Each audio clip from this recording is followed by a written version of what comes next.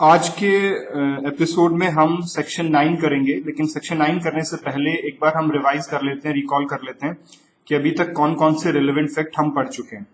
तो सबसे पहले हमने पढ़ा था सेम ट्रांजैक्शन, जो कि सेक्शन 6 में आता है। आप उसके सारे पॉइंट्स, आई होप कि आपको सारे पॉइंट्स उसके याद होंगे कि सेम ट्रांजैक्शन क्या होता है, कंटिन्यूटी, स्पॉन्टेनिटी, लॉजिकल कनेक्शन, वो सारी चीजें आपको ध्यान होंगी। उसके बाद दूसरा रिलेवेंट फैक्ट आता है ओकेजन, अपॉर्चुनिटी, ये दोनों आते हैं सेक्शन 7 में। उसके बाद अगला रिलेवेंट फैक्ट हमने पढ़ा था स्टेट ऑफ थिंग्स, जो कि सेक्शन 7 में ही है। इफेक्ट, कॉज, ये सारे सेक्शन 7 में है।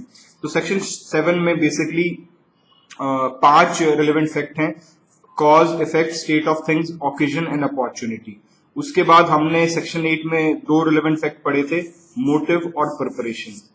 ठीक है जी। और उसके बाद सेक्शन 8 में ही हमने प्रीवियस और सब्सिक्वेंट कंडक्ट भी पढ़ा था। तो अगेन सेक्शन 8 में 3 रिलेवेंट फैक्ट हैं: motive, preparation, previous and subsequent conduct. और उसके बाद हमने सेक्शन 10 में पढ़ा था कि कॉन्स्पिरेसी में कुछ भी कहा गया हो, रिटन या डन किया गया हो, तो वो हमने सेक्शन 10 में पढ़ा था। और सेक्शन 11 में हमने 2 रिलेवेंट फैक्ट पढ़े थे, पहला इनकंसिस्टेंट और दूसरा था हाईली प्रोबेबल और इम्प्रोबेबल। तो टोटल कुल मिला के अभी तक हम 12 रिलेवेंट फैक्ट पढ़ चुके हैं, जिसमें कि सेक्शन 6 में सेम ट्रांजैक्शन, सेक्शन 7 में टोटल 5 रिलेवेंट फैक्ट थे: effect, cause, state of things, occasion and opportunity. और सेक्शन 8 में 3 थे: मोटिव था, प्रिपरेशन था, और प्रीवियस और सब्सिक्वेंट कंडक्ट। और सेक्शन 10 में था एनीथिंग सेड, रिटन और डन। और सेक्शन 11 में इनकंसिस्टेंसी और हाईली प्रोबेबल और इम्प्रोबेबल। तो अब हम करते हैं कि सेक्शन 9 में कौन कौन से नए रिलेवेंट फैक्ट हम देखेंगे। तो पहले हम ब्रॉड आइडिया देख लेते हैं सेक्शन 9 का, कि सेक्शन 9 में और कौन कौन से रिलेवेंट फैक्ट आने वाले हैं। तो सबसे पहले सेक्शन 9 में हम देखेंगे एक्सप्लेन। इसका मतलब क्या है, बहुत सारे एग्जाम्पल्स हम इसको करेंगे जिससे कि चीजों को क्लियर किया जा सकता है। दूसरा आता है इंट्रोड्यूस, उसके भी हम बहुत सारे एग्जाम्पल्स देखेंगे। उसके बाद support, rebut, identify thing, anything or a person, any fact which fix the time or place, any fact which shows the relationship of parties. तो इन सब रिलेवेंट फैक्ट को हम करेंगे। तो कुल मिला के ये 1 2 3 4 5 6 7 रिलेवेंट फैक्ट आते हैं सेक्शन 9 में। तो हम इनको एक एक करके डील करते हैं, इनके बहुत सारे एग्जाम्पल्स करेंगे जिससे कि चीजें हमारी क्लियर होती जाएंगी। तो सबसे पहले हम समझते हैं कि एक्सप्लेन का क्या मतलब होता है। इसके लिए देखिए, मैं आपको शुरुआत में एक एग्जाम्पल बताता हूं जिससे आपको चीज बिल्कुल क्लियर हो जाएगी। ये एग्जाम्पल हालांकि मैंने पहले भी आपसे डिस्कस किया हुआ है। मान लीजिए ए एंड बी नेबर्स हैं। ए रात को 10 बजे जब सोने जा रहे थे तो उनको बहुत तेज से, एक सेकेंड जी हाँ, तो जब सोने जा रहे थे तो उनको बहुत तेज से डॉग बार्किंग की आवाज आई। किसके घर से? बी के घर से। ठीक है। और बहुत तेज चीखने की भी आवाज आई। तो जब वहां पर वो गए, उसके घर में वो गए, बी के घर में, तो उन्होंने देखा कि बी खून से लथपथ है और उनको स्टैब्ड किया गया है।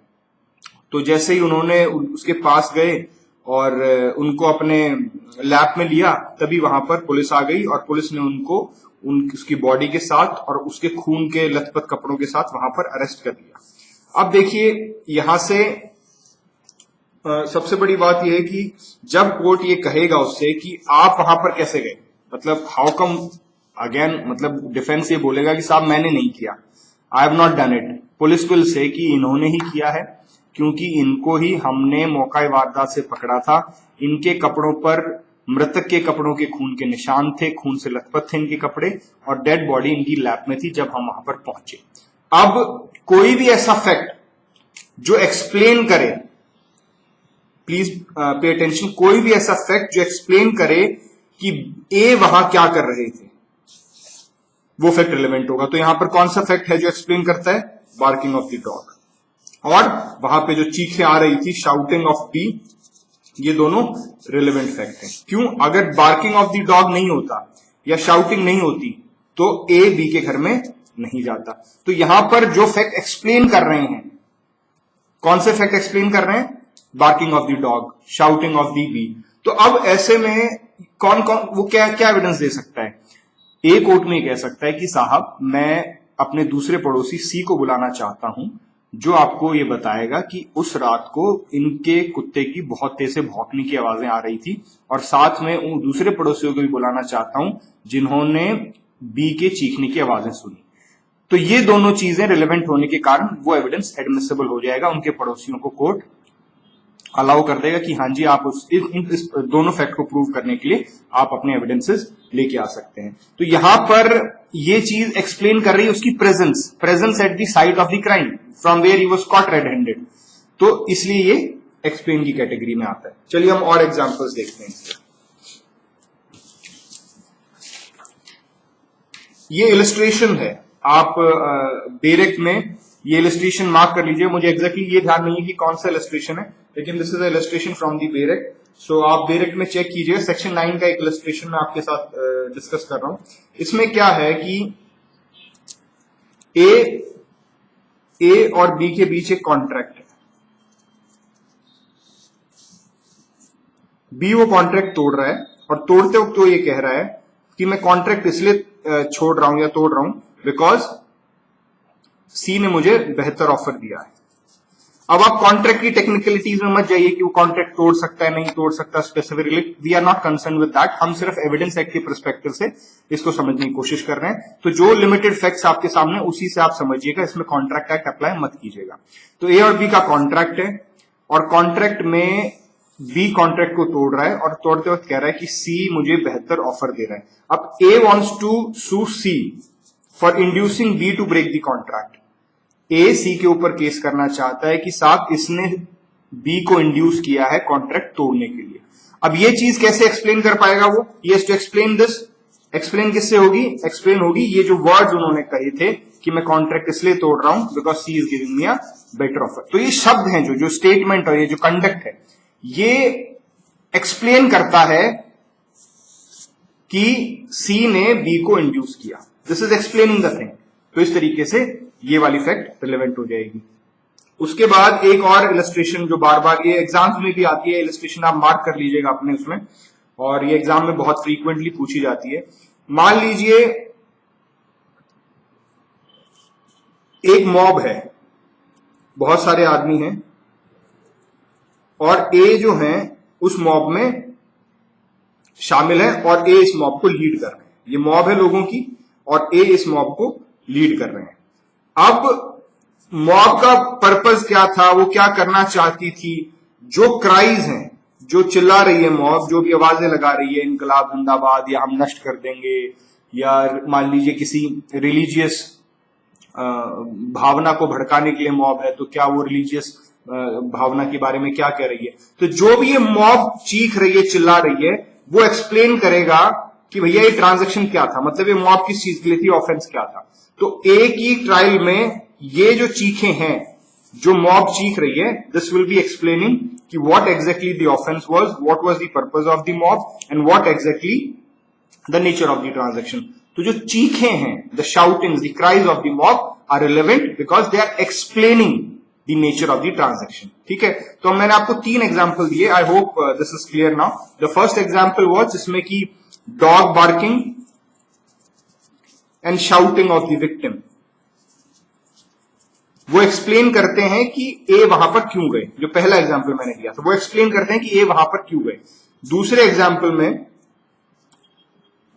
बी का ये कहना कि मैं इसलिए कॉन्ट्रैक्ट तोड़ रहा हूं क्योंकि सी मुझे बेहतर ऑफर दे रहा है, ये एक्सप्लेन कर रहा है कि सी ने बी को इंड्यूस किया है कॉन्ट्रैक्ट तोड़ने के लिए। और तीसरा हमने देखा कि एक मॉब के आगे चलने वाला व्यक्ति ए, जब उसके ऊपर इस मॉब से सिलसिले में जब जो ऑफेंस बना है उसकी जब ट्रायल होगी, तो जो मॉब चीख रही थी, शाउट कर रही थी, क्राई कर रही थी, वो चीजें रिलेवेंट फैक्ट होंगी बिकॉज वो एक्सप्लेन करेंगी कि मॉब का असली ट्रांजैक्शन क्या था, for what purpose the mob was moving ahead. ठीक है जी, अब हम अगले उस पे चलते हैं, इंट्रोड्यूस पे। जो हमारा अगला शब्द था इंट्रोड्यूस, अब हम उसको एग्जाम्पल से समझने की कोशिश करते हैं। देखिए, वैसे आपको एक चीज इसमें मैं बता देता हूं, एक्सप्लेन और इंट्रोड्यूस हालांकि 2 अलग अलग शब्द स्टैट्यूट में डिस्कस किए गए हैं, लेकिन एक काफी ओवरलैपिंग है। मतलब जो चीज एक्सप्लेन करती है वो इंट्रोड्यूस भी करती है. There are many examples in which a thing which explains also introduces. और जैसे जो चीज इंट्रोड्यूस करती है वो एक्सप्लेन भी करती है. तो मतलब ऐसा नहीं है कि जो एग्जाम्पल हम करेंगे वो सिर्फ इंट्रोड्यूस कर रहा है या सिर्फ एक्सप्लेन कर रहा है, वो एक्सप्लेन के साथ साथ किसी फैक्ट को इंट्रोड्यूस भी कर रहा होगा. अब जैसे मैं आपको एक छोटा सा एग्जाम्पल इसमें देता हूं. मान लीजिए ए जा रहे हैं एयरपोर्ट पर और ये चले नजफगढ़ से. रात के 2 बजे हुए हैं. जब ये द्वारका मोड़ पहुंचे वहां पर इन्होंने देखा कि बी ए को शूट कर रहा है. ए मर गया और सॉरी क्योंकि ए तो इनका नाम था ना, तो आप कर लीजिए एक्स जेड को शूट कर रहा है. ठीक है, तो जेड जो है उनकी डेथ हो गई. अब जेड की डेथ हो गई तो साहब ये जो थे अपने ये अब बन गए विटनेस.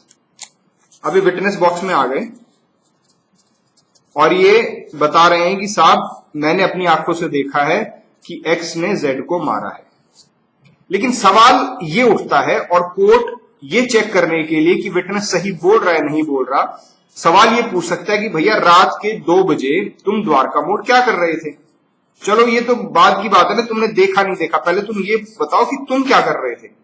बिकॉज अगर दिन का समय होता तो समझ में आ सकता है कि तुम काम जा रहे थे, कुछ भी कर रहे थे, हो सकता है तुम कहीं आगे जा रहे हो, लेकिन रात के 2 बजे तुम क्या कर रहे थे. जब सवाल ये पूछा जाता है तो ए बताते हैं कि साहब मैं नजफगढ़ से एयरपोर्ट जा रहा था और 3 बजे मेरे किसी रिलेटिव की फ्लाइट लैंड करनी थी जिनको मैं पिक करने के लिए जा रहा था. अब नजफगढ़ टू द्वारका के बीच में ही, नजफगढ़ टू एयरपोर्ट के बीच में ही द्वारका मोड़ आता है, इसलिए 2 बजे मैं वहां पर द्वारका मोड़ पर था. तो ये क्या कर रहा है, ये फैक्ट इंट्रोड्यूस कर रहा है दूसरा फैक्ट कि वो वहां पर क्या कर रहा था. लेकिन वहीं पर इसी चीज को आप देखेंगे तो एक तरीके से एक्सप्लेन भी कर रहा है. जो मैंने आपको कहा था इस एग्जाम्पल से पहले कि ओवरलैपिंग है. एक फैक्ट जो एक्सप्लेन कर रहा है वही चीज वो इंट्रोड्यूस भी कर रहा है. यहां पर वो इंट्रोड्यूस क्या कर रहा है, यहां पर वो इंट्रोड्यूस कर, मैं एग्जैक्टली पढ़ के बता देता हूं.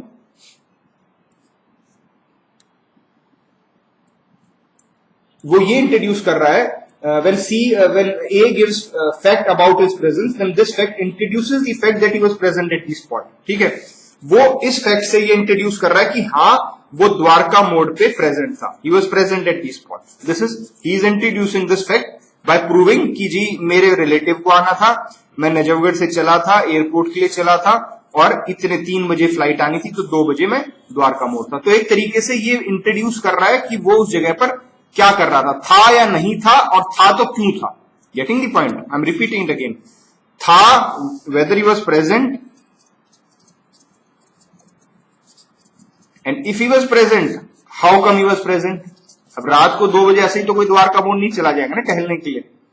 और अगर टहलने के लिए, चलिए मान लीजिए ये भी बता दे कि जी मैं 2 बजे रात को टहलने के लिए गया था, तो उसको भी आपको प्रूव करना पड़ेगा कि मैं हर रोज जाता हूं, या उस दिन मैंने शाम को अपने दोस्त को बोल दिया था कि मैं आज रात को 2 बजे रनिंग करने जाऊंगा, कुछ भी. तो इस तरीके से ये फैक्ट इंट्रोड्यूस करता है. लेकिन साथ में अगर आप टेक्निकली देखें तो आप रियलाइज करेंगे ये फैक्ट एक्सप्लेन भी करता है. Is it not explaining it? तो ये ओवरलैपिंग है. लेकिन मैंने आपको दोनों के एग्जाम्पल बता दिए हैं, एक्सप्लेन का भी और इंट्रोड्यूस का भी. अब हम चलते हैं अपने अगले उस पे, सपोर्ट और रिबट. अब आप एक काम कीजिए, आप अपना बेरेक निकालिए और आप एक बार सेक्शन 9 को पढ़िए, तब तक मैं भी अपना बेरेक निकालता हूं. अब please take out your bare act and read section 9 once. I just take out my bare act, तब तक आप इसको पढ़िए.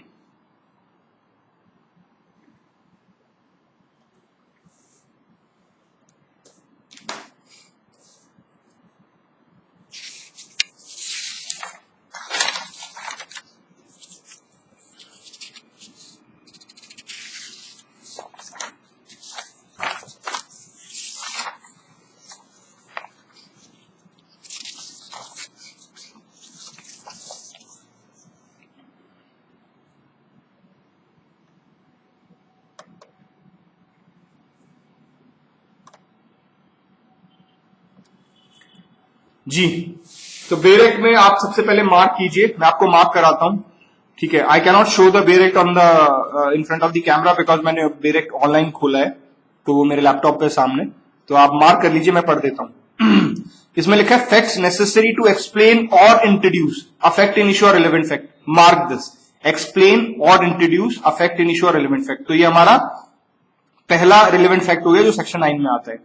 दूसरे पे आ जाइए, और विथ सपोर्ट और रिबट and inference suggested by a fact in issue or relevant fact, ये हमारा दूसरा हो गया कि कोई ऐसा फैक्ट जो किसी इन्फ्रेंस को सपोर्ट करता हो या रिबट करता हो, वो आप अभी मार्क कर लीजिए, मैं इसको डिटेल में समझाऊंगा कि सपोर्ट का क्या मतलब है, रिबट का क्या मतलब, इन्फ्रेंस का क्या मतलब है, आप अभी इसको सिर्फ मार्क कर लीजिए। और उसके बाद आता है अगला, चलिए और के बाद, which establish the identity of anything or person whose identity is relevant, ये हमारा तीसरा हो गया, इसको मार्क कर लीजिए। उसके बाद आता है fix the time or place at which any fact in issue और रिलेवेंट फैक्ट हैपेंड, जो किसी टाइम या प्लेस को फिक्स करता हो। और तीसरा है जो रिलेशन ऑफ पार्टीज को। तो जो आप नोट्स में देखेंगे, नोट्स में हालांकि मैंने ये चार्ट बना दिया है, पेज नंबर 2 पे होगा, this is the chart I am talking about, ये chart I have already made for you. तो इसमें एक एक चीज मैंने खोल के बता दी है, लेकिन फिर भी आप अपने ब्रेक में मार्क कर लीजिए। अब हम आते हैं सपोर्ट और रिबट पे। देखिए सपोर्ट और रिबट से क्या कहना चाहते हैं। मान लीजिए किसी फैक्ट से कुछ इन्फ्रेंस निकलता हो, मैं आपको एग्जांपल से समझाता हूं, then it will be more clear. मान लीजिए एक मिस्टर श्रीराम है, इनका एक इंस्टीट्यूट है जिसमें ये 3 घंटे की क्लास लेते हैं every day without a miss.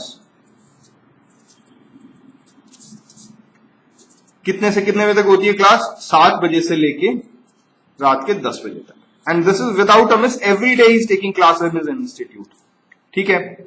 उसके बाद होता क्या है कि 7 तारीख को, 7 फरवरी 2021 को श्रीराम 8 बजे ही अपनी क्लास को छोड़ देते हैं, 8 PM, मतलब सिर्फ 1 घंटा पढ़ाया और उन्होंने क्लास छोड़ दी। अब श्रीराम के अगेंस्ट एलिगेशन है कि उन्होंने 8:30 बजे एक व्यक्ति बी का मर्डर किया है। These are the allegations on Shriram. अब आप ध्यान से देखेंगे, श्रीराम का 8 बजे क्लास छोड़ना, जबकि वो कभी भी क्लास नहीं छोड़ता है, no matter what he takes the classes every day, उस पर्टिकुलर दिन को श्रीराम का 8 बजे क्लास छोड़ना, क्या ये इशारा नहीं करता है कि, इन्फ्रेंस नहीं करता है कि उसी ने बी को मारा है? मैं नहीं कह रहा सबूत, इन्फर इज लाइक प्रोबेबिलिटी। क्या ये इस बात की तरफ इन्फर नहीं कर रहा है, क्या इस बात की तरफ इशारा नहीं कर रहा है कि श्रीराम ने ही बी का मर्डर किया है? क्योंकि वो कभी क्लास नहीं छोड़ता, उसी दिन उसने क्यों छोड़ी क्लास? अब क्या होगा, 2 चीज होंगी। अच्छा एक चीज मैं और पहले बता दूं, ये बोल रहा है कि inference from any relevant fact. हम यहां पर रिलेवेंसी देखनी पड़ेगी पहले। देखिए हमने सेक्शन 8 में किया था कंडक्ट, प्रीवियस और सब्सिक्वेंट कंडक्ट, तो मर्डर से पहले किया गया कंडक्ट प्रीवियस कंडक्ट हो जाएगा। भाई क्लास छोड़ी, ये कंडक्ट है ना, he left the class at 8, it's a conduct. तो उस रिलेवेंट, उस कंडक्ट का मतलब क्या है? वो रिलेवेंट फैक्ट है। उस रिलेवेंट फैक्ट से इन्फ्रेंस क्या निकल रहा है? उस रिलेवेंट फैक्ट से इन्फ्रेंस क्या निकल रहा है कि श्रीराम ने ही बी का मर्डर किया है। अब श्रीराम के पास 2 ऑप्शन है, या तो वो ऐसा कोई सबूत को एविडेंस लेकर आए जिससे ये इन्फ्रेंस रिबट हो जाए। रिबट मतलब कि भैया ये पॉसिबल नहीं है, ठीक है, इन्फ्रेंस रिबट हो जाए। अब श्रीराम क्या कहता है, भैया ऐसा था, मेरा दोस्त है चंद्रकांत,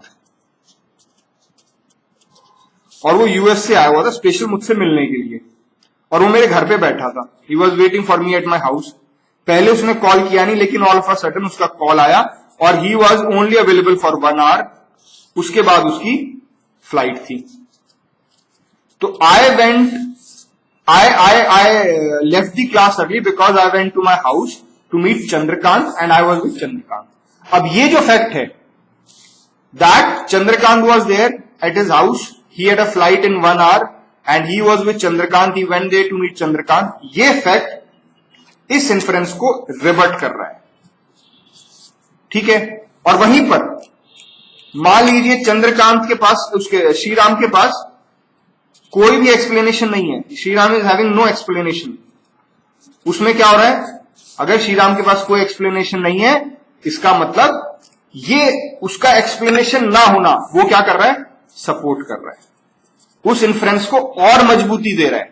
लेकिन अगर वहीं पर वो प्रूव कर देता है कि भाई चंद्रकांत आया हुआ था, मैं तो उससे मिलने के लिए गया हुआ था, तो क्या हो रहा है, रिबट कर रहा है, वो उस इन्फ्रेंस को तोड़ रहा है, काट रहा है, उसको रिबट कर रहा है। तो this is the difference between support and रिबट। हम एक एग्जांपल और करते हैं जिससे कि ये चीज और क्लियर हो जाएगी।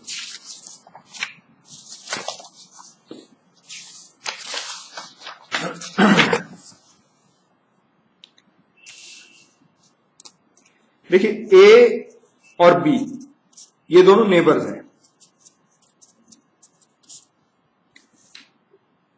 10 तारीख को 10 फरवरी 2021 को ए की लाश मिलती है अपने घर में। He was found killed in his house. Postmortem की जो रिपोर्ट आई है, पीएम रिपोर्ट बोलते हैं इसको शॉर्ट फॉर्म में, पोस्टमार्टम की जो रिपोर्ट आई है वो कहती है कि जो डेथ कॉज की गई है वो 6:30 से 7 के बीच में कॉज की गई है। अक्यूज है मिस्टर बी जो उनके पड़ोसी हैं, he is the accused in the case. उसके बाद जो अगला फैक्ट है, अक्यूज के अगेंस्ट फॉलोइंग एविडेंसेस अवेलेबल। कौन कौन से एविडेंस अवेलेबल है कि भैया बी 10 तारीख के शाम के 6 बजे के बाद लापता है, ही इज नॉट सीन, उसको देखा ही नहीं गया कहीं पे भी। 10 तारीख को 6:30 से 7 के बीच में मर्डर हुआ है और 6 बजे के बाद से बी लापता है, उसको कहीं नहीं देखा गया, वो भाग गया या क्या हुआ किसी को कुछ नहीं पता, वो लास्ट बार 6 बजे देखा गया था। उसके बाद हाँ जी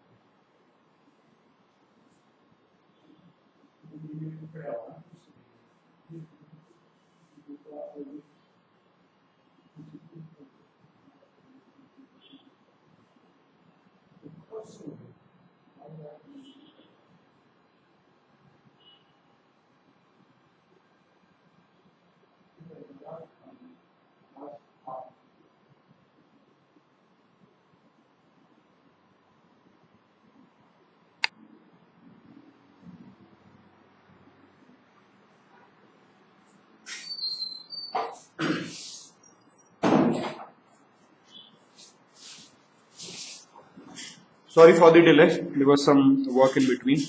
जी हम बात कर रहे थे कि 6:30 से 7 के बीच में उसकी डेथ कॉज ये पोस्टमार्टम रिपोर्ट में आ गया है और 6 बजे के बाद से उसको नहीं देखा गया है, वो लापता है।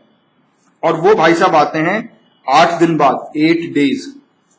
तो मान लीजिए वो 10 को गए हैं तो वो 18 को आते हैं, 18/2/2021। ठीक है जी। अब उसके बाद क्या होता है, दूसरा इनके अगेंस्ट एविडेंस है कि सुबह ए और बी के बीच एक झगड़ा हुआ था 9 तारीख को। 10 को ये डेथ कॉज हुई है, 9 तारीख को ये झगड़ा हुआ था। अब ये झगड़ा किस लिए रिलेवेंट है, क्योंकि ये कॉन्सेप्ट मैं आपको करा चुका हूं, तो आप सोचिए कि जो झगड़ा होना है वो कौन से सेक्शन में रिलेवेंट होगा। थोड़ा सा रिकॉल करने की कोशिश कीजिए, फंडे को अप्लाई कीजिए, उसके बाद मैं आपको बताता हूं। देखिए जो झगड़ा होगा वो 2 तरीके से हमारे लिए रिलेवेंट है। पहली बात तो वो कॉज बता रहा है कि भैया क्यों मारा गया है, कॉज मतलब झगड़ा नहीं होता तो क्यों मारा था वो, तो दिस इज कॉज। कॉज के सेक्शन में रिलेवेंट था, सेक्शन 7 में। ठीक है। और झगड़ा और क्या बता रहा है, झगड़ा बता रहा है फैक्ट विच कंस्टिट्यूट मोटिव। ये एग्जाम्पल हमने किया था, फैक्ट विच कॉन्स्टिट्यूट मोटिव, और ये कौन से सेक्शन में रिलेवेंट है, ये सेक्शन 8 में रिलेवेंट है। ठीक है। तो अब उसका क्वारल हो गया, झगड़ा हो गया, दूसरा एविडेंस उसके अगेंस्ट ये है तीसरा एविडेंस क्या है कि 10 तारीख को शाम के 5 और 6 के बीच में, क्योंकि 6 बजे के बाद तो उसे देखा ही नहीं गया, 5 और 6 के बीच में बी को ए के घर के आसपास घूमते देखा गया है। ठीक है, ये फैक्ट किस में रिलेवेंट होगा? जो घूम रहा था, सेक्शन 8 प्रीवियस कंडक्ट याद कीजिए। प्रीवियस कंडक्ट, किसी व्यक्ति का कंडक्ट रिलेवेंट फैक्ट होगा, सेक्शन 8 में हमने किया था। तो अगर मर्डर हुआ है, मर्डर से पहले उसका कोई कंडक्ट था, उसके मरने से पहले क्या कंडक्ट था कि उसके घर के आसपास घूम रहा था, तो ये कंडक्ट रिलेवेंट हो जाएगा। इसका हम प्रूफ दे सकते हैं, हम किसी एविडेंस को बुला के प्रूव कर सकते हैं कि साहब 6:30 बजे मर्डर हुआ है और 5 से 6 बजे के बीच में इस व्यक्ति को उसके घर के नजदीक देखा गया था, तो ये कंडक्ट रिलेवेंट फैक्ट हो जाएगा। ठीक है, this we have already discussed and I hope you remember that. उसके बाद ये सारे एविडेंसेस बी के अगेंस्ट आ चुके हैं। मैं दोबारा से एविडेंसेस बता देता हूं। पहला एविडेंस ये है कि वो 10 तारीख के शाम के 6 बजे से लापता है और वो 8 दिन के बाद आता है जब पुलिस ने उसको गिरफ्तार किया। 18 फरवरी को वापस आता है। 9 तारीख को जिस दिन वारदात हुई है, जिस दिन मर्डर हुआ है, उससे एक दिन पहले सुबह ए और बी का झगड़ा होता है, तो ये भी सबूत उसके अगेंस्ट है क्योंकि ये मोटिव बताता है, ये उसका कॉज बताता है। और 10 तारीख को 6:30 बजे के 7 बजे के बीच में मर्डर हुआ है, जबकि 5 और 6 बजे के बीच में बी को ए के घर के नजदीक देखा गया है। अब ये सारे फैक्ट जो हैं वो इन्फरेंस कर रहे हैं, they are influencing that he has caused the murder. उनका इशारा इस तरफ है। अब मान लीजिए बी कोई भी ऐसा फैक्ट लिया है जो इस बात को रिबट करे कि उसने मर्डर किया है। बी कोई भी ऐसा फैक्ट लिया है जो रिबट कर दे इस इन्फ्रेंस को, जो इन्फ्रेंस इन फैक्ट से निकल रहा है। इन सभी फैक्ट से क्या इन्फ्रेंस निकल रहा है? मान लीजिए आप एक लेमैन है, आप भूल जाइए आप लॉ स्टूडेंट है, आप भूल जाइए आप you are aiming for judiciary, आप ये मान लीजिए आप बिल्कुल एक साधारण आम इंसान है, you are reasonable prudent man. ये सारी चीजें जब मैं आपको बताऊंगा तो देखिए, मैं ये नहीं कह रहा कि शॉर्ट आप ये कहते हैं कि उसी ने मारा है पक्का, लेकिन आप ये जरूर कहेंगे कि ये सारे फैक्ट इशारा करते हैं कि शायद बी ने ही ए की डेथ कॉज की है। तो इन्फ्रेंस का मतलब ये होता है, it's not giving a clear cut proof. इनमें से कोई भी फैक्ट क्लियर कट एस्टेब्लिश नहीं कर पा रहा है, लेकिन इन सभी फैक्ट्स को जब हम एक साथ मिला के देखेंगे तो हमें ये लगता है there is a probability, and इस तरफ इशारा कर रहा है कि हाँ बी ने ही डेथ कॉज की है की। अब बी के पास मौका क्या है कि वो कोई ऐसा फैक्ट लेके आए जिससे ये इन्फ्रेंस रिबट हो जाए।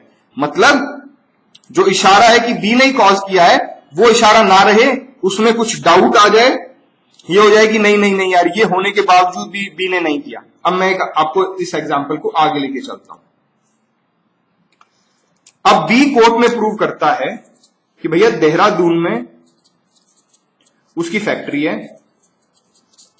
और 10 तारीख को उसके पास फोन आया कि उसकी फैक्ट्री में आग लग गई और वो तभी 6 बजे ही अपनी फैक्ट्री के लिए निकल गया और उसको 7 दिन लगे जो डैमेज हुआ था उसको ठीक करवाने में, 8 दिन लगे उसको ठीक करवाने में, और इसलिए वो 18 फरवरी को वापस आ गया। तो जैसे ही वो ये फैक्ट देता है, ये पर्टिकुलर फैक्ट उस इन्फ्रेंस को रिबट कर रहे हैं। देखिए, अगर वो भाई मैं लापता हूं, ठीक है, मेरे लापता होने से ये शक होता है कि मैंने एक काम किया और मैं भाग गया। उसके बाद पुलिस जब भी इन्वेस्टिगेशन करती है तो पुलिस क्या करती है कि सबसे पहले पुलिस की स्ट्रैटेजी भी यही होती है कि जिन जिन के ऊपर शक है उनमें से कौन लापता है, तो पुलिस को शक हो जाता, अच्छा वो लापता, इसका मतलब उसी ने काम किया है। अब ऐसे में लापता होने से शक हो रहा है कि मैंने किया है, लेकिन अगर उस लापता होने का मैं कारण बता दूं, मान लिया कि मैं लापता था लेकिन सर कारण यह था कि मेरी देहरादून में फैक्ट्री है, आग लग गई थी और मैं तो आग बुझाने के लिए वहां पर गया था। आग ऑब्वियसली आग तो उसे नहीं बुझानी, मतलब फायर ब्रिगेड को बुझानी है, लेकिन एकदम मैं देखने गया था कितना नुकसान है कितना नहीं, फैक्ट्री का मामला था, तो मैं उसी रात निकल गया और मुझे 8 दिन लगे हैं वहां पर सब चीजों को सेटल करने में। मल्लम पट्टी करवाई मैंने अपने वर्कर्स की, डैमेज देखा कितना है, रिपेयरिंग के लिए बोला, तो सारा काम मैं 8 दिन में निपटा के वापस आया हूं। तो लापता होने से जो इन्फ्रेंस हो रहा था वो इससे रिवर्ट हो रहा है। इसने रीजन दे दिया ना मैं क्यों लापता था, अब ये रीजन ना दे पाता तो वो सपोर्ट करता उस इन्फ्रेंस को। अगर इसके पास कोई रीजन नहीं है लापता होने की, पुलिस पूछता भाई कहां था, वो चुप रहता है या कोई ऐसा वो देता है जो पॉसिबल ही नहीं है, तो ऐसे में वो सपोर्ट कर रहा है। किस बात को सपोर्ट कर रहा है कि हाँ जो इन्फ्रेंस है उसको सपोर्ट करेगा। लेकिन अगर वो लापता होने का रीजन दे रहा है और रीजन प्रूव कर रहा है तो वो थ्योरी रिबट हो जाएगी। तो कोई भी ऐसा फैक्ट, ध्यान से सुनिएगा, कोई भी ऐसा फैक्ट जो कि रिबट कर रहा है इन्फ्रेंस को, वो रिलेवेंट फैक्ट होगा। मतलब देहरादून में जाना, देहरादून में आग लगनी, ये सारे रिलेवेंट फैक्ट हैं क्योंकि ये रिबट कर रहे हैं उस इन्फ्रेंस को जो कि fact in issue relevant fact की तरफ इशारा कर रहा है। अब यहां पर एक बहुत इंपॉर्टेंट चीज है जो आपको समझनी है, उसको आप थोड़ा सा ध्यान से समझिएगा, सुनिएगा। पहले तो देखिए,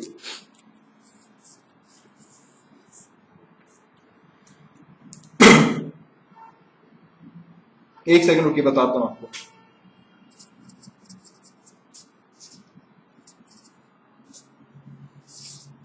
दूसरा पेज ले लेते हैं।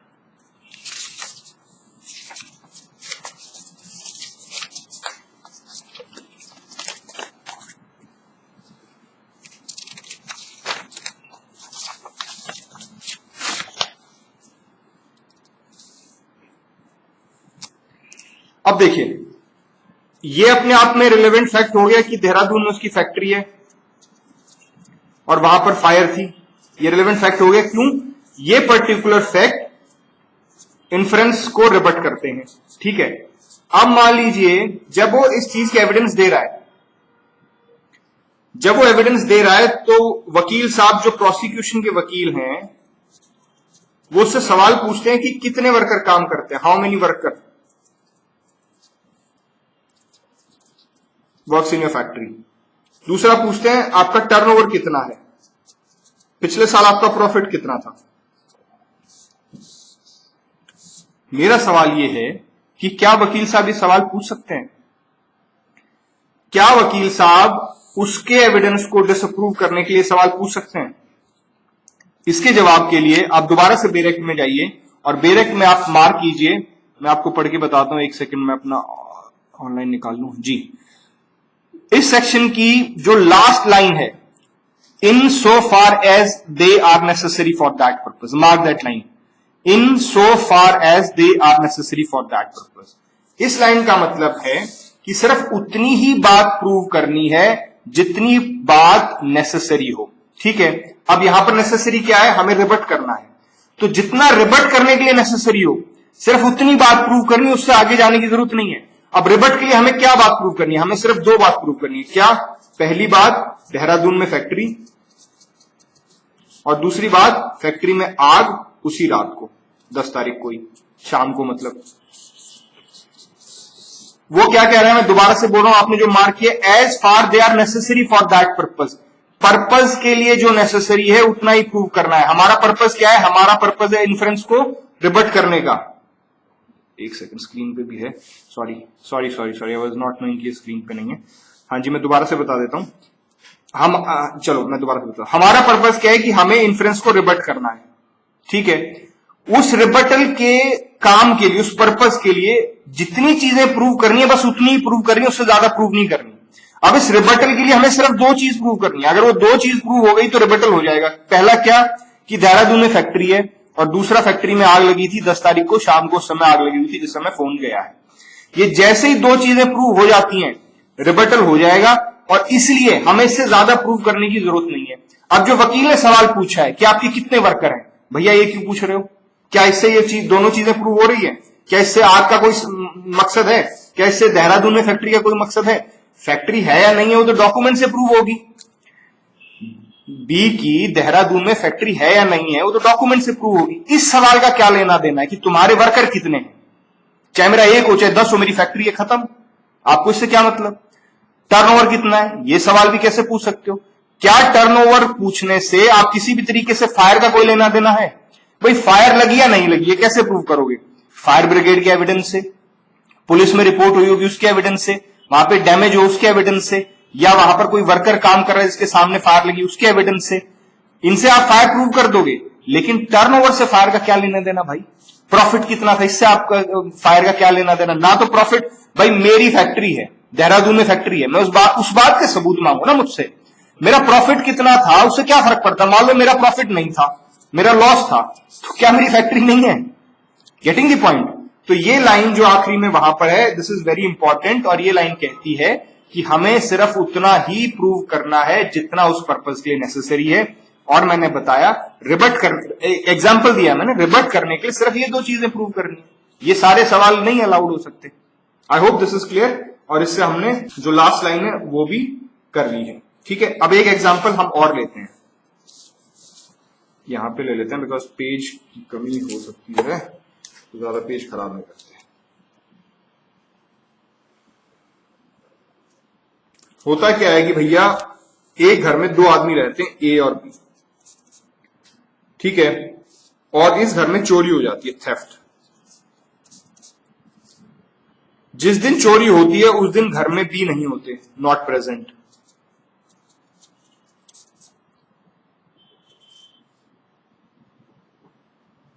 बी आते हैं 5 दिन के बाद। अब बी का नहीं प्रेजेंट होना और 5 दिन के बाद आना कोई दिक्कत नहीं है, कहीं पे भी जा सकता है। लेकिन बी आते हैं एक नई कार लेके। अब देखिए 3 फैक्ट देखिए, प्रेजेंट नहीं होना, 5 दिन के बाद आना और नई कार लेना। क्या ये इन्फर कर रहा है कि बी नहीं काम किया है?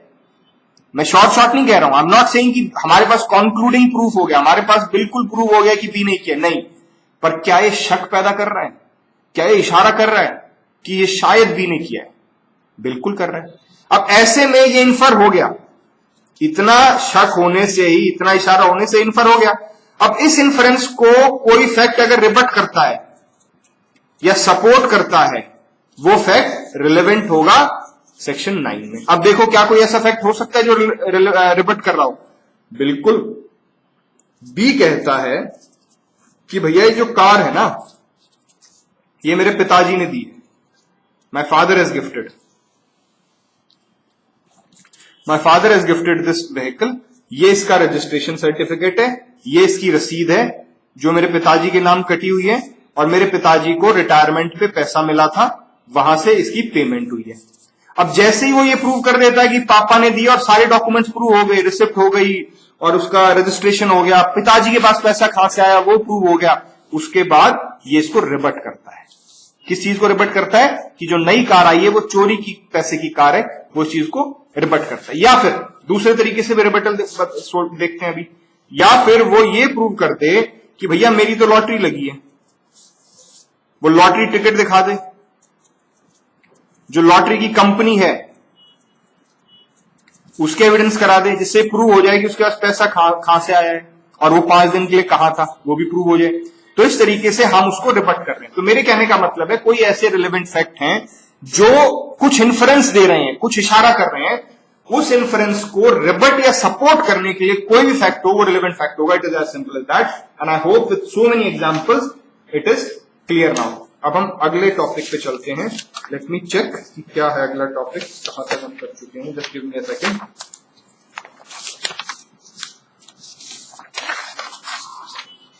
ओके, सपोर्ट रिबट कर चुके हैं, ये हम कर चुके हैं जी, ठीक है। अब हम करते हैं आइडेंटिटी।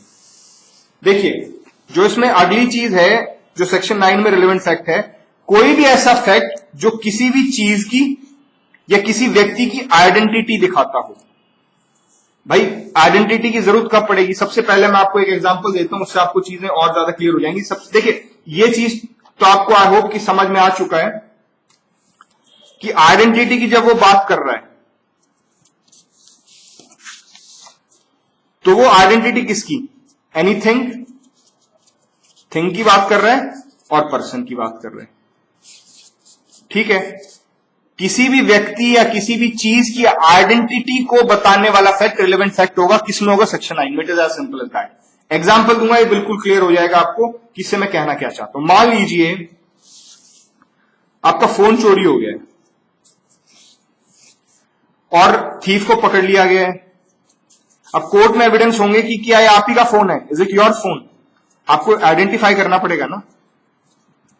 अब मान लीजिए वो फोन आपका है ही नहीं और थीफ को पकड़ा, वो थीफ का ही फोन है। भाई पुलिस ऐसे भी तो करती है ना। मान लीजिए बी को पकड़ लिया, बी की जेब में एक फोन मिला है और वो फोन पुलिस ने बोल दिया कि ये तो एक है और बी ने चोरी की है, गलत केस में फंसा दिया। ऐसा भी तो होता है ना। तो आइडेंटिटी तो करना पड़ेगा कि ये वही फोन। अगर ए का ही फोन उसके पास मिलता है तो प्रूव हो गया ना कि या तो उसने चोरी की है या उसने चोरी का सामान लिया है। It is as clear as that. लेकिन उससे पहले जब तक आप ये प्रूव नहीं कर देते कि फोन ए का है, उससे पहले तो चोरी का कुछ भी कनेक्शन नहीं हो पाएगा। अब आप आइडेंटिटी करेंगे, and this is what I mean by identifying thing और पर्सन। थिंग का मतलब यहां से क्लियर हो जाता है कि आइडेंटिफाइंग थिंग। अब जब तक आप फोन आइडेंटिफाई नहीं कर देते कोर्ट में, कोर्ट आगे नहीं चल सकता। अब आइडेंटिफाई कैसे करेंगे आप? मान लीजिए मोबाइल फोन है, आइडेंटिफाई कैसे कर सकते हैं? मतलब नॉर्मल लॉजिक लगाइए, कैसे आइडेंटिफाई कर सकते हैं आप? भाई आपके पास कोई रिसिप्ट हो, रिसिप्ट पे उसका कोई कोड हो, मॉडल हो, वो IMI मतलब आई एम नॉट वेरी श्योर, लेकिन वो कुछ नंबर होता है जिससे आइडेंटिफाई हो जाता है। दूसरा कोर्ट आपसे पूछ सकता है कि बताइए किस किस का नंबर सेव है इसमें। आप कोई भी 20 नंबर बता दीजिए, 20 नाम बता दीजिए जो इस फोन में सेव्ड है। अगर वो नंबर सेव्ड मिल जाते हैं, उदाहरण के तौर पे मान लो ए ने अपने पापा का नंबर सेव किया पापा के नाम से, और वो फोन मिलता है बी के पास। अब बी के फोन में मान लीजिए बी कह रहे हैं मेरा फोन है, तो बी के फोन में ए के पापा का नंबर पापा के नाम से कैसे सेव हो सकता है? वो भाई तो है नहीं। भाई तो मेरे पापा का नंबर अपने पापा के नंबर से, अपने मतलब पापा के नाम से क्यों सेव करेगा? तो इस तरीके से हम कॉन्टेक्ट डिटेल से पता कर सकते हैं। उसके बाद कुछ और पेक्युलरिटी हो, मान लीजिए कोई फोटोग्राफ्स हो, ठीक है, सोशल मीडिया अकाउंट हो, मान लीजिए फेसबुक लॉग्ड इन है। अब जो फोन मिला है बी के पास, ए के पास, उसमें मतलब चोर के पास जो फोन मिला है उसमें जिसका फोन चोरी हुआ उसका सोशल मीडिया अकाउंट खुला हुआ है। तो ये बहुत सारे फैक्टर्स हैं जिससे हम चीजों को आइडेंटिफाई करेंगे। तो जिस भी चीज से करें, देखिए हमने किससे किया, हमने रिसिप्ट से किया, तो ये रिलेवेंट फैक्ट है। कोई भी चीज हमें आइडेंटिफाई करने में मदद करेगी ना, वो रिलेवेंट फैक्ट है। रिसिप्ट भी रिलेवेंट फैक्ट हो गया, कॉन्टैक्ट लिस्ट भी रिलेवेंट फैक्ट हो गई, फोटोग्राफ जो उसकी गैलरी में वो भी रिलेवेंट फैक्ट हो गया, कोई सोशल मीडिया अकाउंट खुला हुआ है, जीमेल अकाउंट खुला हुआ है, गूगल अकाउंट खुला हुआ है, वो भी रिलेवेंट फैक्ट होगा। तो कोई भी चीज जो किसी चीज की आइडेंटिफिकेशन में मदद करती हो, वो एक रिलेवेंट फैक्ट है। एक और एग्जांपल करते हैं। मान लीजिए आपका रिंग लॉस्ट हो गया, there was a ring and you have lost it. अब पुलिस को काफी रिंग मिले हैं सिमिलर काइंड के।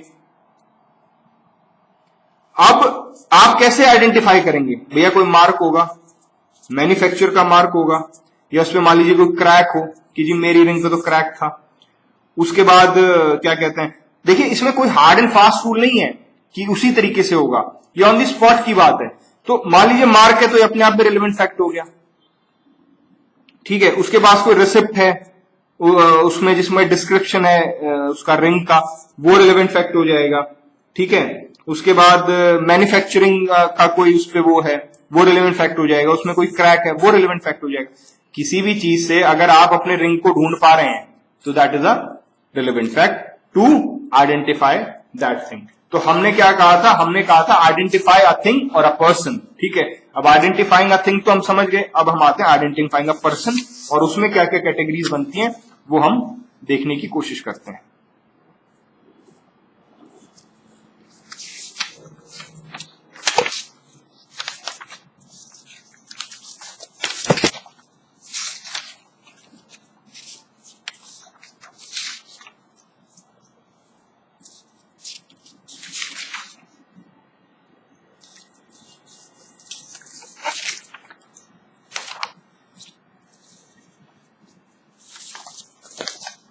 देखिए, जब हम किसी पर्सन के आइडेंटिफिकेशन की बात करते हैं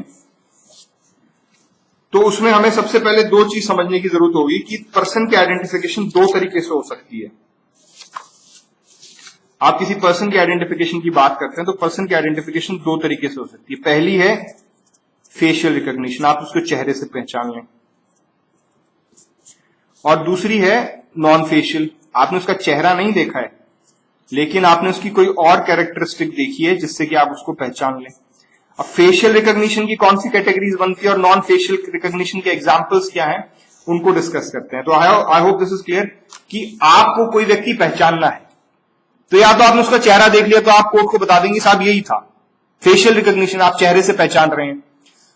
दूसरा, आपने उसका चेहरा नहीं देखा लेकिन आपने कुछ और पेक्युलरिटी देख ली। वो पेक्युलरिटी क्या क्या हो सकती है? जैसे मान लीजिए आपने सिर्फ उसका हाथ देखा, वो मर्डर कर रहा था, आपने उसका सिर्फ हाथ देखा नजदीक से, तो उसके हाथ पे कोई मार्क हो, कोई टैटू बना हो, पहले जमाने में नाम लिखवा लेते थे, कोई नाम लिखा हो, तो आप भी बोल सकते हैं साहब उसके हाथ पे ये वाला टैटू था, श्री राम लिखा हुआ था, कुछ भी लिखा हुआ था। तो कोई भी मार्क हो और टैटू हो जिससे कि आप उसको पहचान सकते हैं, कोई स्कार हो, मान ले हाथ पे कोई स्कार है या शरीर पे कोई स्कार है, तो उस स्कार से भी आप पहचान सकते हैं। दूसरा रिकॉग्निशन का तरीका हो सकता है, मान लीजिए उसकी हाइट या तो बहुत ज्यादा छोटी है, बहुत ज्यादा लंबी। भाई बहुत ज्यादा लंबा व्यक्ति है तो आप कोर्ट को कहेंगे कि साहब वो मैंने उसकी शक्ल तो नहीं देखी लेकिन उसकी हाइट बहुत ज्यादा लंबी थी। तो जो अक्यूज है वो खड़ा हो कहता इतनी लंबी थी, कहता हाँ जी इतनी लंबी थी। या कोई बहुत छोटा है, इतना छोटा था, बोना था, हाँ जी यही था, बोना था, मैंने शक्ल तो नहीं देखी लेकिन हाइट इतनी ही थी। ठीक है। दूसरी रिकॉग्निशन का तरीका हो सकता है, मान लीजिए वॉइस। जब अक्यूज्ड बी को मार रहा है तो कह रहा है कि मैं तुझसे अपना बदला लेके रहूंगा, और उसकी वॉइस बहुत पिक्यूलियर थी। भाई नॉर्मल वॉइस है जैसे मेरी वॉइस है, इसमें तो आप कैसे रिकॉग्नाइज करेंगे, मतलब मेरी वॉइस स्टिक नहीं होगी ना। स्टिक से मेरे कहने का मतलब ये इतनी पिक्यूलियर नहीं कि आदमी याद रख पाएगा। लेकिन मान लीजिए मेरी वॉइस बहुत ज्यादा पतली हो, बहुत ज्यादा पतली, तो आदमी उसको रिकॉग्नाइज कर सकता है, याद रख सकता है। या फिर मेरी आवाज बहुत ज्यादा मोटी हो, ठीक है, तो वॉइस आपकी पिक्यूलियर काइंड की हो। तीसरा रिकॉग्निशन का तरीका हो सकता है, चौथा मतलब आप लंगड़ा के चलते हो, भाई वो ये बता दे विटनेस आके कि साहब शक्ल तो नहीं देखी लेकिन वो आदमी लंगड़ा के चल रहा था, वॉज लिंपिंग। इसमें कई बार एक और एग्जांपल आता है कि मान लीजिए पुलिस, मान लीजिए ए ने कोई ऑफेंस किया, बी को मार दिया, जैसे इसने गोली मारी वहां पर पुलिस आ गई। अब जैसे ये भागने लगा तो पुलिस ने इसके पैर पे गोली मार दी, पैर पे गोली मार दी, तो उसके ए के पैर पर गोली का निशान होना है, जख्म होना, ये आइडेंटिफिकेशन है। भाई पुलिस ये बताएगी ना जी शक्ल तो नहीं देख पाई लेकिन वो भाग रहा था, हमने उसके पैर पे गोली मार दी थी। इस अक्यूज के भी पैर पे गोली है, तो आइडेंटिफिकेशन हुई ना। सी आई एम नॉट सेइंग कि ये क्लियर कट आइडेंटिफिकेशन होगी, इससे प्रूव हो गया, no I am not saying that, लेकिन it is a way to identify कि ये हो सकता है। अब मान लीजिए पुलिस ने कहा जी हमने उसके पैर पे गोली मारी थी, उसके पैर पे गोली लगी थी, लेकिन जिस अक्यूज को पकड़ा उसके पैर पे गोली आई नहीं, तो यहां पे तो बिल्कुल रिबटल हो गया ना। तो इस पर्पज के लिए रिकॉग्निशन का इस्तेमाल होता है। मान लीजिए दूसरा एक तरीका है कि उसकी उंगलियां या तो कम है, या 3 उंगलियां, 4 उंगलियां, उसकी 6 उंगलियां जैसे ऋतिक रोशन की हैं, तो उससे भी आप पहचान सकते हैं। एक आइडेंटिफिकेशन का तरीका है डीएनए टेस्टिंग। डीएनए टेस्टिंग को परफेक्ट टेस्टिंग माना गया है क्योंकि जो इसके रिजल्ट्स होते हैं वो 100% एक्यूरेट होते हैं, इसमें किसी भी तरीके की कोई भी गड़बड़ी की प्रोबेबिलिटीज नहीं होती है। इसलिए जो डीएनए टेस्टिंग टेस्ट है that is quite a good test. एक होता है skull imposition, super imposition test. ये आपने मेडिकल लैंग्वेज में काफी सुना होगा, सीरियल्स, क्राइम पेट्रोल, इनमें भी इसका काफी जिक्र होता है। स्कल इम्पोजिशन क्या होता है, मान लीजिए आपको एक डेड बॉडी मिली, अब आपको रिकॉग्नाइज करना है, आइडेंटिफाई करना है पर्सन की किसकी डेड बॉडी है, आपको आइडेंटिफाई करना है, आइडेंटिफाइंग पर्सन आ गया। अब जब आप डेड बॉडी को आइडेंटिफाई करते हैं तो डेड बॉडी से तो कुछ पता ही नहीं चलेगा, सिर्फ बोन्स हैं, स्कल्स हैं, सिर्फ उसकी हड्डियां मिली हैं, डेड बॉडी से कुछ पता नहीं चल रहा। तो अब क्या है कि ये स्कल को लेंगे और जिसका लग रहा है कि हाँ उस आदमी का हो सकता है, मान लीजिए उस एरिया के 5 आदमी उस तब से लापता है जहां पर वो मिली है आपको स्कल, उस एरिया के 5 आदमी उसी दौरान के लापता है। तो आप क्या करेंगे, 5 आदमी की फोटोग्राफ्स लेंगे, स्कल का फोटोग्राफ लेंगे और उसको सुपर इम्पोज करने की कोशिश करेंगे। जिससे भी सुपर इम्पोज हो जाएगा तो ये कहेंगे कि हाँ हो सकता है ये इसका स्कल है और यही आदमी मरा हुआ है। लेकिन ये परफेक्ट टेस्ट नहीं है, this is not a perfect test. मतलब अगर स्कल सुपर इम्पोज हो जाता है तो इस बात की गारंटी नहीं कि इसी का है, इसका हो सकता है, लेकिन स्कल किसी और के साथ भी सुपर इम्पोज हो सकता है। लेकिन मान लीजिए एक डेड बॉडी, एक स्कल मिला, उसको एक फोटो के साथ सुपर इम्पोज करके देखा गया और वो सुपर इम्पोज नहीं हुआ, तो ये क्लियर है कि कम से कम इसका नहीं है। अगर सुपर इम्पोज हो जाता तो हो सकता है इसके साथ हो गया, किसी और के साथ भी सुपर इम्पोज हो जाए, लेकिन अगर सुपर इम्पोज नहीं हुआ तो ये कंफर्म है कम से कम इसका तो है नहीं। तो इस तरीके से हम स्कल सुपर इम्पोजिशन टेस्ट करते हैं। तो मैंने आपको बताया कि जब हम किसी व्यक्ति को आइडेंटिफाई करेंगे, उस व्यक्ति को आइडेंटिफाई करने के लिए हमारे पास किस किस तरीके से हम कर सकते हैं। मैंने आपको बताया कि 2 तरीके हैं, अगर आपने शक्ल देखी है तो उसे फेशियल रिकॉग्निशन कहेंगे, और अगर आपने शक्ल नहीं देखी है आपने सिर्फ कोई और उसकी कैरेक्टरिस्टिक देखी है, तो वो कैरेक्टरिस्टिक्स हमने डिस्कस की। अब हम चलते हैं फेशियल रिकॉग्निशन को। फेशियल रिकॉग्निशन को भी हम दो पार्ट्स में डिवाइड कर सकते हैं। पहला पार्ट है, आई एम सॉरी भाई, अगर ये ना सूरज आ गया है और I don't have curtains in my room, तो अगर उसके कारण अगर ये दिखने में आपको दिक्कत हो रही हो तो I am very sorry, but मेरे पास कोई एडिटिंग सॉफ्टवेयर नहीं है, तो एक बार मैंने वीडियो को ऑन कर दिया तो I can not stop it, otherwise video वो हो जाएगी, खराब हो जाएगी। तो मैं इसको इसी तरीके से पढ़ा रहा हूं, तो प्लीज थोड़ा सा आपको हो सकता है ज्यादा कंसंट्रेट करना पड़े, तो भाई क्या कहते हैं वो मैनेज कर लेना प्लीज, क्योंकि कोई ऑप्शन नहीं है भाई, कर्टन वर्टन में लगा नहीं सकता। तो चलो आगे चलते हैं। तो अब हम कर रहे हैं फेशियल रिकॉग्निशन। फेशियल रिकॉग्निशन के, और मैं पेन से लिखता रहूंगा ताकि आपको, मुझे शायद ये नहीं दिख रहा, मुझे लग रहा आपको, तो आपको पेन से लिखा हुआ दिख जाएगा। दो तरीके हैं, एक तो डायरेक्ट आइडेंटिफिकेशन और एक है सर्कमस्टेंशियल आइडेंटिफिकेशन।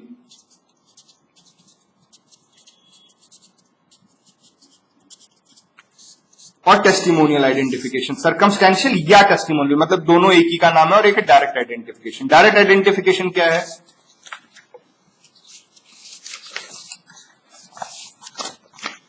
डायरेक्ट आइडेंटिफिकेशन का मतलब है, ए है और ए के दो पड़ोसी हैं बी और सी। ए देखता है कि सी ने बी की डेथ कॉज कर दी, तो ये डायरेक्ट आइडेंटिफिकेशन। अगर ए सी को पहले से जानता है तो वो डायरेक्ट आइडेंटिफिकेशन होगी। उसको कोर्ट में सिर्फ, पुलिस में इन्वेस्टिगेशन के दौरान और कोर्ट में सिर्फ ये बताना होगा कि जी फलाना आदमी था, उसको मैं पहले से ही जानता था, और ये आदमी है जिसने मेरे सामने इस काम को किया है। ये डायरेक्ट आइडेंटिफिकेशन इसलिए रिलायबल होती है, मान लीजिए आप किसी व्यक्ति का चेहरा पहली बार देखें तो शायद आप भूल सकते हैं, जब इन्वेस्टिगेशन में आप उसके चेहरे का बताएंगे कि ये था या नहीं था, या जब ट्रायल चलेगी, ट्रायल के समय जब कोर्ट आपसे पूछेगा कि भाई यही था क्या, तो हो सकता है आपको याद रहे ना रहे। लेकिन अगर आप उस आदमी को पहले से जानते हो कि भाई ये तो फलाने का छोरा है, आप गांव में गांव में आप ज्यादातर लोगों को जानते हो कि ये इस परिवार से, ये इस परिवार से, ये इस परिवार से, आप सबकी शक्ल भी जानते हो, और आप शक्ल चाहे उसकी 5 साल बाद भी देखोगे तब भी आप पहचान लोगे कि हाँ यही आदमी है।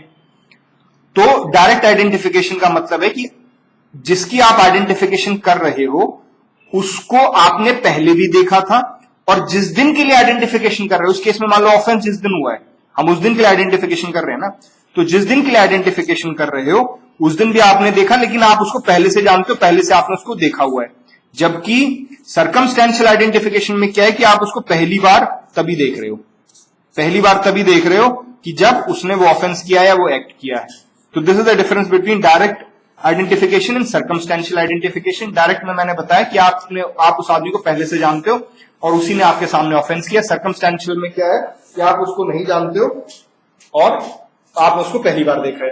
अब देखिए सर्कमस्टेंशियल में ना दो प्रॉब्लम्स आती हैं, बहुत बड़ी प्रॉब्लम्स, जब सर्कमस्टेंशियल या टेस्टिमोनियल, सर्कमस्टेंशियल और टेस्टिमोनियल करते हैं हम जब आइडेंटिफिकेशन, तो उसमें दो बहुत प्रॉब्लम्स आती है। देखिए जब ट्रायल चलता है ना, तो गवाही में 2 साल, 3 साल, 5-5 साल के बाद हो सकता है आपको एज अ विटनेस बुलाए और ये पूछें कि यही था। अब सोचो यार, जब 3 साल के बाद बुलाओगे तो मेमोरी की दिक्कत आ गई ना, हो सकता है आपको याद रहे ना रहे, हो सकता है आपको याद रहे ना रहे। 5 साल बाद आप कैसे पहचान लोगे अगर आप उसको पहले से जानते हो? मान लीजिए कोई व्यक्ति है राजवीर, उसका बेटा है अनिल, उदाहरण दे रहा हूं भाई, ठीक है। आपने देखा राजवीर के बेटे अनिल ने आपके सामने गोली चला के कुमार को मार दिया, तो जो अनिल है उसको आप 5 साल के बाद भी पहचान लोगे, क्योंकि आप उसको पहले से जानते हो। क्या दो जी, हाँ ये राजवीर का बेटा अनिल है, मैं जानता हूं इसको, इसी ने किया है। लेकिन मान लीजिए कोई मिस्टर एक्स है, आप उसको पहले से नहीं जानते, आप ऐसे ही घूमने के लिए गए हुए थे, और घूमने के लिए गए, आपने देखा एक्स ने कुमार का मर्डर कर दिया। आप एक्स को पहले से नहीं जानते, अब एक्स को आपने पहली बार उसी दिन देखा था और मर्डर करके भाग गया। अब कोर्ट आपको 5 साल बाद बुलाए या 3 साल बाद बुलाए, भाई ट्रायल में समय तो लगता है ना, और उस समय कहे कि क्या यही आदमी था, आप कैसे पहचान लोगे भाई? मेमोरी का भी तो कुछ इश्यू आएगा ना, आप कैसे पहचान लोगे? इस प्रॉब्लम से बचने के लिए अब आता है खेल टेस्ट आइडेंटिफिकेशन परेड का। कि टेस्ट आइडेंटिफिकेशन परेड क्या होती है? और ये कैसे की जाती है, इसके अलग अलग प्रोविजंस कौन से हैं, अब हम उसके बारे में डिस्कस करते हैं। ठीक है, दिस वी हैव डिस्कस्ड। देखिए, सबसे पहले हम देखते हैं कि टेस्ट आइडेंटिफिकेशन परेड का मतलब क्या है। कोई भी आइडेंटिफिकेशन अक्यूज का किया गया हो, अक्यूज का आइडेंटिफिकेशन ड्यूरिंग इन्वेस्टिगेशन। देखिए, हम सीआरपीसी जब करेंगे उसमें हम एक फंडा समझेंगे कि जब पुलिस के पास रिपोर्ट आती है, मतलब पुलिस को पता चल गया कि ऑफेंस हुआ है, उसके बाद स्टेज होती है इन्वेस्टिगेशन की और उसके बाद स्टेज होती है ट्रायल की। जब सिंपल वर्ड्स में बता रहा हूं, जब कोर्ट में केस चल पड़ेगा तो ट्रायल है, उससे पहले पुलिस इन्वेस्टिगेट करती है और अपनी रिपोर्ट सबमिट करती है, जिसे हम चालान भी बोलते हैं कोर्ट में। ठीक है, तो जो इन्वेस्टिगेशन की स्टेज पर अगर अक्यूज को आइडेंटिफाई किया जा रहा है तो वो होती है टेस्ट आइडेंटिफिकेशन परेड। ठीक है, अक्यूज को कैसे आइडेंटिफाई किया जाएगा? जो आदमी ये कह रहा है साहब मेरे आंखों के सामने मर्डर हुआ है, मैंने देखा है आदमी को मारते हुए, उसको पुलिस बुलाएगी और उससे पहचानवाएगी कि यही था क्या। हालांकि पुलिस ऑफिसर उस वहां पर मौजूद नहीं होगा, आप पुलिस को लिटरल शब्द में मत लेके जाइएगा, मतलब इन्वेस्टिगेशन के दौरान उस व्यक्ति को बुलाया जाएगा और उससे पूछा जाएगा कि क्या यही व्यक्ति था जिसको आपने देखा था मारते हुए इन्वेस्टिगेशन के दौरान। देखिए, एक बार तो कोर्ट भी बुलाएगा, 2 बार बुलाया जाएगा उसको। एक बार तो ट्रायल में जब कोर्ट अपने सामने पूछेगा कि यही था, और एक बार इन्वेस्टिगेशन में जब ट्रायल शुरू नहीं हुई है उस समय भी बुलाया जाएगा। तो इसका मतलब होता है जो इन्वेस्टिगेशन के समय बुलाया जाएगा उसको बोलते हैं टेस्ट आइडेंटिफिकेशन परेड।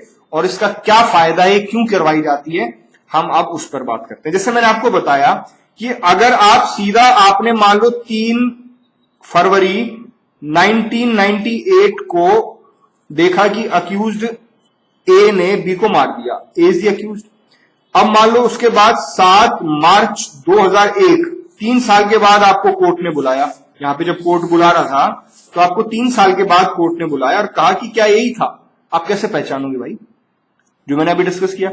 इसका समाधान है टेस्ट आइडेंटिफिकेशन परेड, जिसमें ट्रायल से पहले इन्वेस्टिगेशन की स्टेज पे ही विटनेस को बुलाओ और उससे अक्यूज की पहचान करवाओ। ठीक है, इससे क्या फायदा होगा? इससे फायदा यह होगा, फायदा समझने से पहले आप सेक्शन 157 निकालिए इंडियन एविडेंस एक्ट का और उसको पढ़िए। सेक्शन 157। वीडियो को बेशक पॉज कर दीजिए या फिर एक काम कीजिए, पॉज मत कीजिए, मैं 157 निकाल लूं, मैं आपके साथ पढ़ता हूं। जस्ट अ सेकेंड, तब तक आप भी निकाल लीजिए।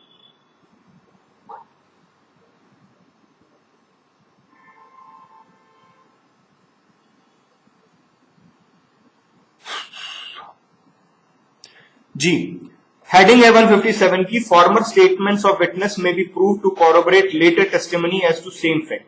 एक एक शब्द को ध्यान से समझने की कोशिश कीजिएगा। ये कह रहा है in order to corroborate the testimony of a witness. ठीक है, I hope it is on screen, क्योंकि मुझे स्क्रीन नहीं दिख रहा है। मैंने पीडीएफ खोला हुआ है एविडेंस एक्ट का, मेरा डायरेक्ट मिल नहीं रहा है। कोरोबोरेट, ठीक है, दोबारा से निकालना पड़ेगा यार डायरेक्ट। एक सेकेंड। हाँ जी, ये कह रहा है in order to corroborate the testimony of a witness, इसको मार्क कर लीजिए कि विटनेस की टेस्टिमनी को कॉरोबोरेट करने के लिए any former statement made by such witness relating to the same fact at or about the time when the fact took place or before any authority legally competent to investigate the fact may be proved।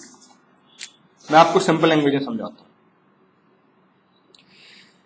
157 क्या कह रहा है कि एक witness आके court में अपनी गवाही देता है।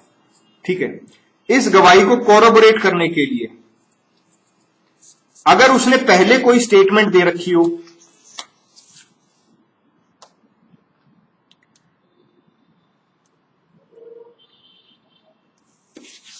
अगर उसने पहले कोई स्टेटमेंट दे रखी हो इसी फैक्ट को लेके जिसकी वो गवाही दे रहा है, कहां पर दे रखी हो, या तो किसी व्यक्ति को दे रखी हो उसी समय at the same time when the fact took place. मान लीजिए मर्डर हुआ है, मर्डर होते ही ए ने देख लिया और मर्डर होते ही ए ने बी को बोला कि यार मैंने देखा कि बी ने मर्डर किया है।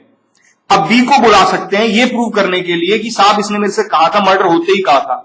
अब ए ने जो स्टेटमेंट दी, ए ने कोर्ट में क्या कहा कि मैंने मर्डर होते देखा है, इस बात को कोरोबोरेट कर रही है ए की स्टेटमेंट जो उसने बी को दी थी, कब दी थी? जब वो फैक्ट घटित हुआ था, मर्डर घटित हुआ था। अब ये जो ए ने बी को स्टेटमेंट दी है, क्या इसको कोरोबरेट नहीं कर रही? कोरोबरेट मतलब उसको और अधिक प्रूव कर रही है, उसको आगे बढ़ा रही है कि हाँ ये ठीक बोल रहा है। तो जो ए कोर्ट में कह रहा है कि मैंने मर्डर को होते देखा, उस स्टेटमेंट को ए ने जो स्टेटमेंट बी को दी जब मर्डर हुआ, वो स्टेटमेंट कोरोबरेट कर रही है कि जी पहले भी इसने देखो ये बोला था, ऐसा नहीं कि आज ही ट्रायल में आके बोल रहा है, इसने तभी की तभी बी को बोल दिया था। तो 157 दो तरीके की स्टेटमेंट की बात करता है, या तो वो स्टेटमेंट उसने तभी दे दी हो, या वो स्टेटमेंट उसने किसी अथॉरिटी को दी हो, जो अथॉरिटी स्टेटमेंट लेने के लिए लीगली ऑथराइज हो। ठीक है, अब होता क्या है 157 और टीआईपी, 157 और टीआईपी का क्या इंटरलिंकिंग है? अगर कोर्ट में गवाही से पहले, भाई कोर्ट में वो क्या करेगा? कोर्ट में वो पहचानेगा ना कि साहब यही था या नहीं था। कोर्ट में गवाही से पहले मुझे ना ये लगता है कि शायद ये वीडियो रुक ना गई हो रिकॉर्डिंग में, क्योंकि इसमें 1 घंटे की लिमिट थी। आई एम नॉट वेरी श्योर, अगर 1 घंटे की लिमिट एक्सटेंड होकर ये रुक गई है तो अपना काफी नुकसान हो जाएगा। चलिए मैं काम करता हूं, मैं नेक्स्ट एपिसोड में इसको कंटिन्यू करता हूं, तब तक आप इसको इस वाली क्लास को कीजिए, ठीक है? बिकॉज मेरे को श्योर नहीं है कि अभी रिकॉर्डिंग चल रही है नहीं चल रही, और कभी मैं पूरी क्लास कर दूं और फिर मुझे रियलाइज हो कि रिकॉर्डिंग नहीं हो रही है, क्योंकि इसमें ये हुआ क्या कि 1 घंटा हो चुका है, तो दोबारा से इसने 1 मिनट 36 सेकंड दिखा रहा है अभी।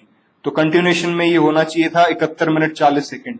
तो कभी वो जो 1 घंटे की वीडियो वो सेव नहीं होने के कारण कभी रिकॉर्ड ना हुई हो। तो हम एक काम करते हैं, हम इसको अगले एपिसोड में करते हैं, तब तक आप ये कर लीजिएगा, मैं इसको रोक रहा हूं।